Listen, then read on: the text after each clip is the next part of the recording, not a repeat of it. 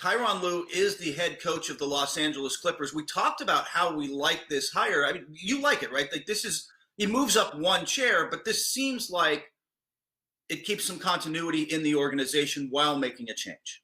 Yeah, and that was the key that we talked about last time, Kurt. You have basically, one of the best rosters in basketball. In my personal opinion, you have two sixth man of the years, right? Like next to each other. And then you have two bona fide superstars, in Kawhi and Paul George. So from my perspective, I'm like, what can they really do differently? They needed to make a change, as you kind of mentioned, and they wanted to kind of second round exit isn't acceptable for that organization. And although I love Doc Rivers, I love how they're staying within the organization.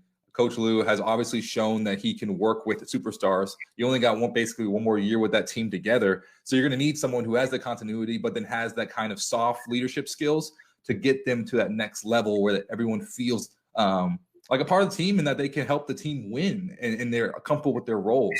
So I think that this is an awesome hire for the Clippers, and I can't wait to see what Coach Lue puts together.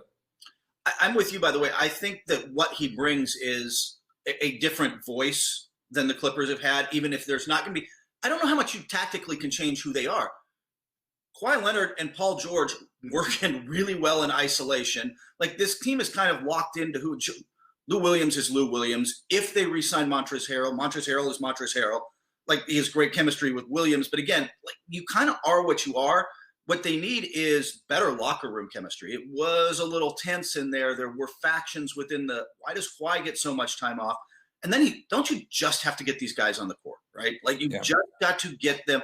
The Lakers, for all our jokes about, oh my gosh, Rondo and Paul and JaVale McGee and Dwight Howard all in one locker room. This is crazy. LeBron's leadership was there, but also they took the regular season seriously, right? Like, they played good defense from the start. They focused on building good habits from the start. And in the end, that paid off for them in huge ways when every night a different, it was Caldwell Pope one night and it was Rondo another night. Different guys stepped up. The Clippers just never built that level of chemistry. And I think that that's one thing Ty Lue's got to find a way to do on and off the court. He's got to, and I'm not saying you take them all out bowling for a night or go to some truck camp somewhere for corporate retreat. But you've got to find a way to build this team into a real team. And I think Lue, he has the gravitas to come in and be able to do that. Yeah, and like you mentioned before with the Lakers, right? LeBron has been to how many finals? Like what, 10 or something crazy? 10, so, yeah. I mean, how many? And look at that team. How many finals has Kawhi been to?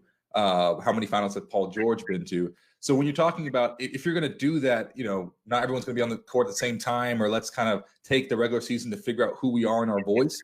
You kind of need a LeBron who knows how to turn it on later in the season, who knows what it takes during that season, so that he can shepherd the process. So when you actually get into the playoffs, you're like, okay, look, I know we haven't all played together, but we understand what our roles are. We understand how to help each other win. And this has been the message of the team going forward. Let's win a championship, And if you don't have 10 finals under your belt, it's just hard. It's just experience, right? It's just world experience. And he had that. And I don't think the Clippers necessarily had that. So that's why it fell apart in the second round. It's just, how do you get to that next level with limited experience in the playoffs? Obviously, Kawhi is just unbelievable, but the rest of those guys, right?